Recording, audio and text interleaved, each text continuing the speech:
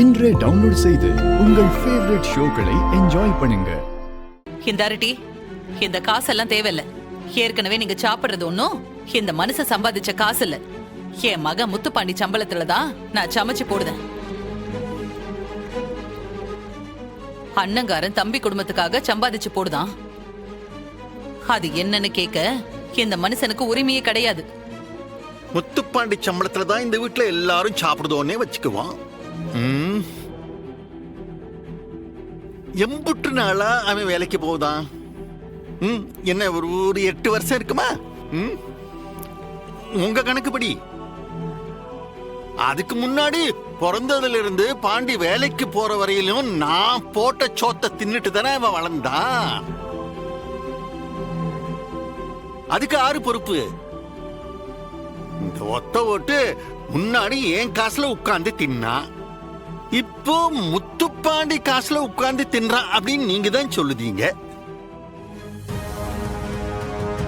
ஆக மொத்தம் வேலைக்கு போகாத வெட்டி பையதானே இவன். இப்ப வரைக்கும் இவன் திங்கிறது தண்டச்சோறு தானே. பெத்த தகப்பன்னா சோறு போட்டுதான் ஆகணும். அதான் உங்க கடமை. அத மறந்துட வேணாம். என்னடி கடமை மட்டமைன்னு சொல்லிக்கிட்டே போட்ட சோத்தை தின்னுட்டு நன்றியோடு இருக்கானா ஓமவன்? துரோகி துரோகி பைய. பிறந்ததுல இருந்து 25 வருஷமா நல்லா 3 வேளையும் மூக்க பிடிக்க சோத்தை தின்னுட்டு நல்ல விதவிதமா ட்ரெஸ் போட்டுக்கிட்டு பளபளன்னு மின்னிக்கிட்டு இருக்காங்க.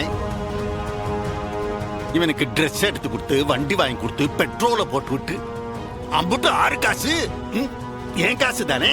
வீராவா கிளம்பு போலாம்.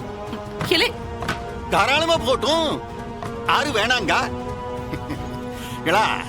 இந்த காசை 1 மாச கணக்கா வச்சுக்கிட்ட.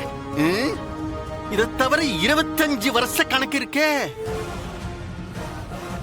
இவன் சொத்த தின்ன கணக்கு, வெரைட்டி வெரைட்டியா ட்ரெஸ் போட்டுக்கிட்டு பளபளப்பா மின்னின கணக்கு. அந்த கணக்க நீ என்கிட்ட வாங்கின லோன் அமௌண்ட்டை வச்சுக்கிட்டு இதை இனிஷியல் பேமெண்ட்டா வச்சுக்கிட்ட. அத மாசா மாசம் ஈசிஎஸ்ஸா உன் அக்கௌண்ட்ல இருந்து என் அக்கௌண்ட்டுக்கு வந்துடலாம். என்ன ஏன்னா இப்ப கேஷ் டிரான்சாக்சன் எல்லாம் கூடாதுல்ல, எல்லாமே டிஜிட்டல் டிரான்சாக்சன் தான்.